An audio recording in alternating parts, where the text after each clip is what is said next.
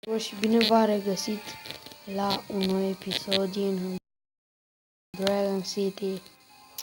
De data aceasta lupte Victors. Să începem prin Victors. Cum am zis.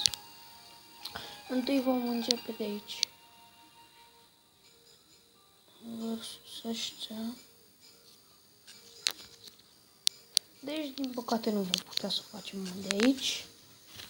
Așa că hai să facem de la arenă. Dacă de acolo nu putem să facem. Hai, bă, mă moară cu zile ăștia. Mamă, și nu am ce să pun.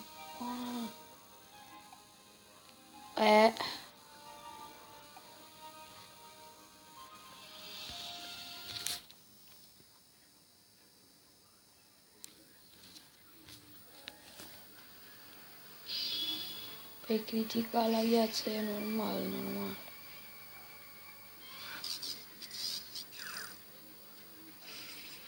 What the fuck?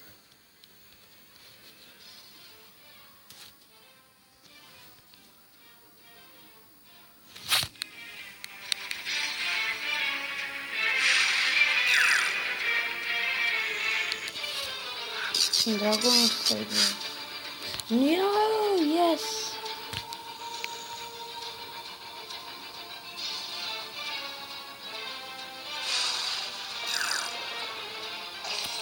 Bravo, așa te vreau, Sergi.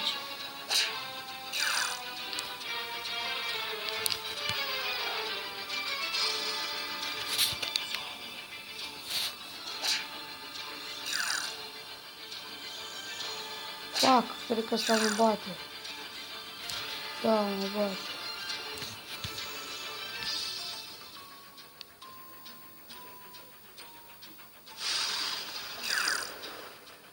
Nu este, bă! Bă, nu cred. Bun, acești cu atât și cu episodul de azi. Like, abon, share, vă rog.